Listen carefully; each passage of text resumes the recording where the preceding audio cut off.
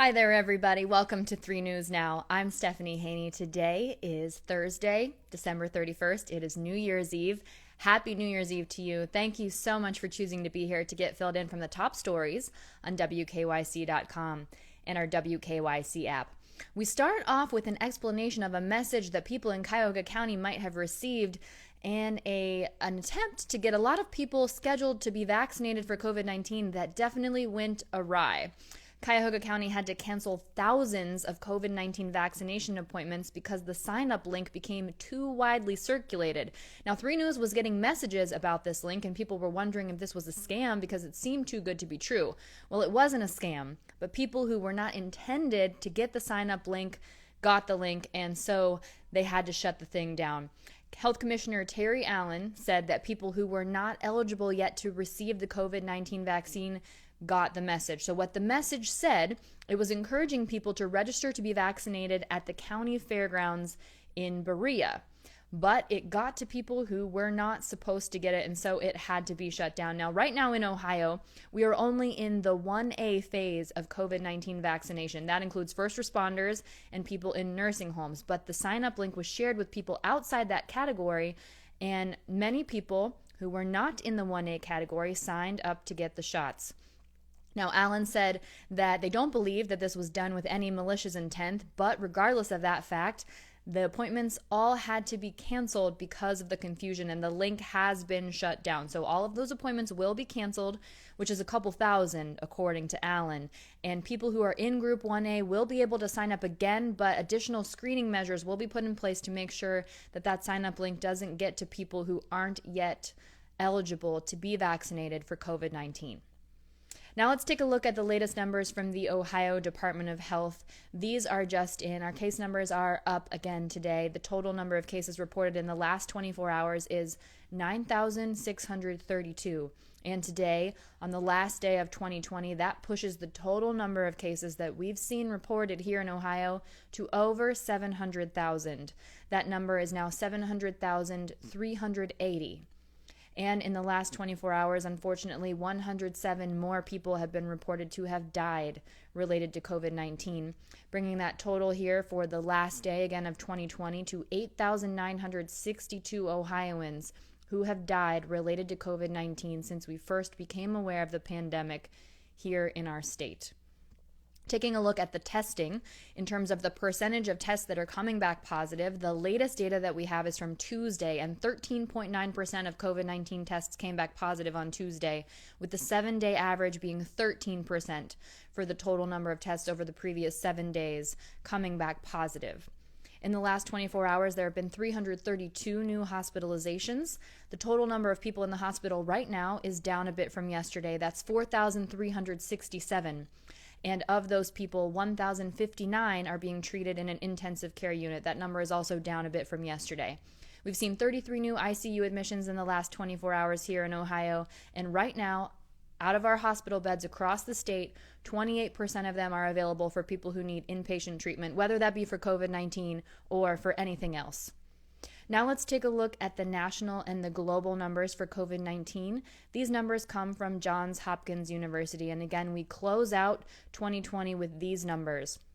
Nationally, there have been a total of 19,821,487 people who have been confirmed or likely by the CDC standards probable cases of COVID-19, and the total number of deaths across the U.S. is now 343,818. And the percentages continue to tick up in terms of the cases and the deaths. We've got 4% of the global population, but 23.8% of the global cases of COVID-19 here in the U.S., and now 19% of the global deaths here in the U.S. for COVID-19.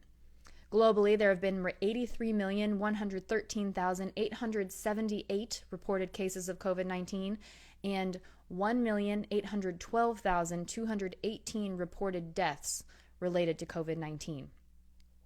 Within the Cleveland Browns organization, 2 more players have tested positive today for COVID-19. There was also news from head coach Kevin Stefanski, though, about the players who were put on the COVID-19 list last week because of being close contacts. So head coach Kevin Stefanski confirmed today that wide receivers Jarvis Landry, Rashard Higgins, Donovan Peoples-Jones, and Kaderil Hodge have all been activated from the reserve COVID-19 list, along with linebacker Jacob Phillips.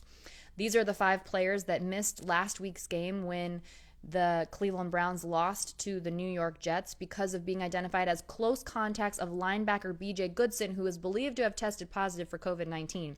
Now, again, 2 more players tested positive today, and yesterday, 1 practice squad player and 1 assistant coach tested positive for COVID-19. So B.J. Goodson, who is believed to have tested positive, along with tight end Harrison Bryant and safeties Carl Joseph and Andrew Sendejo, are still on the COVID-19 list as of today. Now, Goodson is likely out for the week. The status of the other 3 players, however, is unknown, but multiple media outlets have reported that Bryant and linebacker Malcolm Smith were the ones who tested positive for COVID-19 on Thursday. That, however, not confirmed at this time. Now listen up, if you use Sportmix pet food, there has been a recall. The FDA and the Missouri Department of Agriculture said that certain Sportmix pet food products shipped nationwide might contain potentially fatal levels of aflatoxin.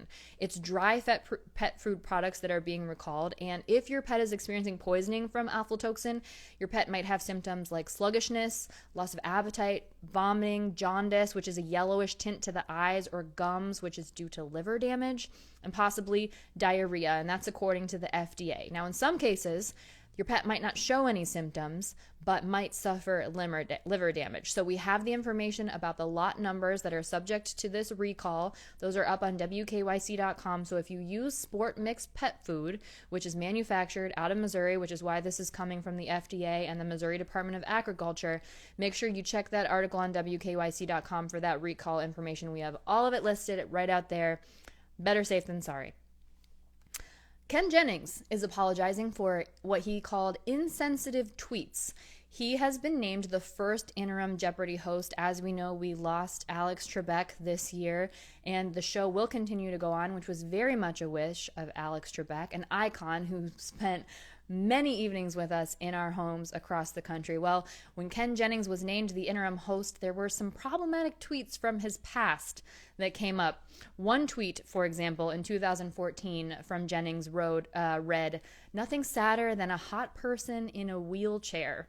And in 2018, he refused to take that down, which is something that he addressed when he apologized today. He said that he'd left up insensitive tweets in the past so that they could be criticized by people and people could reply smartly and even with advocacy, and he didn't want to seem like he was whitewashing his mistakes. So here's what Jennings said today in response to the tweets. He said he wanted to own up to the fact that over the years he's definitely tweeted some, quote, unartful and insensitive things. He says sometimes they worked as jokes in his head and he was not happy with how they ended up reading on screen. He said in the past he would leave the bad tweets up so that people could criticize them. He said could be dunked on are the words that he used, and leading to the smart replies and the advocacy. He also said that he thinks by doing that, he might have given the impression that he stands by every, what he says are failed jokes that he's ever posted. And he says, that's not at all the case. This is a quote for him. "Sometimes I said dumb things in a dumb way, and I want to apologize to people who were rightfully offended. It wasn't my intention to hurt anyone, but that doesn't matter. I screwed up, and I'm truly sorry." He went on to say, if 2020 has taught us anything, it's that we should be kinder to one another, and I look forward to heading into 2021 with that in mind. So that is Jennings addressing those tweets today. Now, as we all look to head into 2021, we have a couple polls up on Twitter on the WKYC account. We want to know if you're staying up till midnight to ring in the new year. I also retweeted that, so you can find that on my page at _Stephanie Haney. And I have a question for you. If you are celebrating New Year's Eve at home, I want to know if you are dressing up or if you are keeping it casual. As of right now, sweatpants are definitely winning. It is overwhelming for the sweatpants.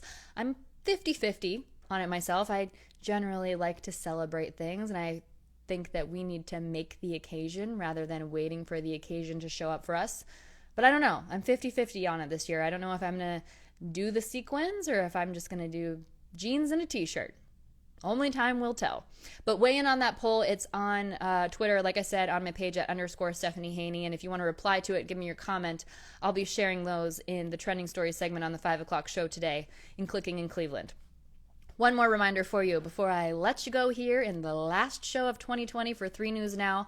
The 2020 Year in Review podcast, 3 Things to Know with Stephanie Haney, is up now if you want to check that out. I am joined by Russ Mitchell, Romney Smith, and Mark Namick to cover politics, pop culture, social justice, sports, and of course, the pandemic, and hit the highlights of everything that we all experienced together in 2020. So you can find that by searching 3 Things to Know with Stephanie Haney wherever you get your podcasts. Give it a listen. Let me know what you think, and subscribe and rate and review as well so that we can connect with more people here in Northeast Ohio. All right, that's it for your 3 News Now update, the last one of 2020. I will be out tomorrow. I'll be on the 5 o'clock show, but there will be no 3 News Now episode tomorrow. So I'll see you back here on Monday for the first update of 2021. I hope you all have an incredible new year. Find some way to celebrate, and whether you're sleeping when the ball drops or you're up celebrating, whether you're dressed up or in your sweatpants, I hope you have a truly wonderful first day of 2021, as well as a great last day of 2020. That's it for now, everyone. Stay safe and be well. I'm Stephanie Haney.